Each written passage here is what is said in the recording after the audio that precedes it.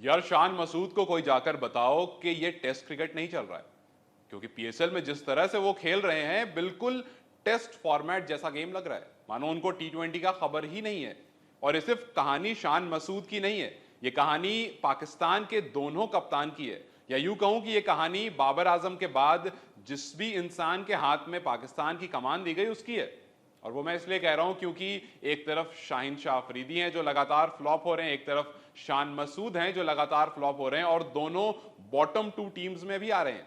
जी हाँ, शान मसूद की अगर आप पारी को देखेंगे तो मुल्तान के खिलाफ 30 रन मारे उन्होंने 31 बॉल में, पेशावर के खिलाफ उन्होंने 10 बॉल में 12 रन, लाहौर के खिलाफ 9 बॉल में 10 रन, फिर उसके बाद इस्लामाबाद के खिलाफ 30 बॉल में 27 रन, कोयटा के खिलाफ 3 बॉल में 2 रन। तो अब तक जो 5 इनिंग्स उन्होंने खेली हैं उसमें उनके 81 रन आए हैं, और उस 81 रन में उनका एवरेज 16 का है और स्ट्राइक रेट 97 का है। आप टी20 क्रिकेट में 97 का स्ट्राइक रेट एक टीम के कप्तान से एक्सपेक्ट नहीं करोगे। हाँ, भले अगर वो टीम का कप्तान आपकी कंट्री का टेस्ट कैप्टन है तो आप सोच सकते हो कि इसका तो हाल ही कुछ ऐसा है। लेकिन ये बात मैं इसलिए कह रहा हूं क्योंकि बाबर आजम को आपने कैप्टनसी से हटाया, फिर उसके बाद आपने 2 कप्तान बनाए, शाहिन शाह अफरीदी जिनके टी20 स्टैट्स मानो अचानक से खराब हो गए। लास्ट ईयर तक उनकी टीम पीएसएल में डोमिनेट कर रही थी, और इस बार जब न्यूजीलैंड गए 5 मैच की टी20 सीरीज खेली, उसमें सिर्फ 1 मैच जीत पाए और 4 के 4 मैच आप हार गए। फिर उसके बाद पीएसएल आता है, पीएसएल में अभी तक एक भी मैच नहीं जीत पाए ये डिफेंडिंग चैंपियंस। इन पर इल्जाम यह भी है कि इनके पास पहले राशिद खान थे। राशिद खान एक तरफ से 4 ओवर का छोर ऐसा संभाल के रखते थे कि वो पूरी टीम को कंट्रोल कर लेता था, लेकिन इस बार राशिद खान इनके साथ नहीं है और कहीं ना कहीं वो कमी दिख रही है। तो दूसरी तरफ शान मसूद है जिनकी टीम में शोएब मलिक जैसा खिलाड़ी है, अच्छा खासा experience comes with a lot of age. आप टी20 क्रिकेट में एक्सपीरियंस की शायद उतनी बात नहीं करते हो क्योंकि एज फैक्टर आ जाता है।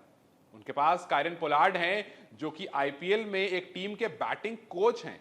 जी हाँ, वो बैटिंग कोच हैं। हालांकि शान मसूद ने इन लोगों के बारे में ये कहा कि एक्सपीरियंस का कोई सब्स्टिट्यूट नहीं है।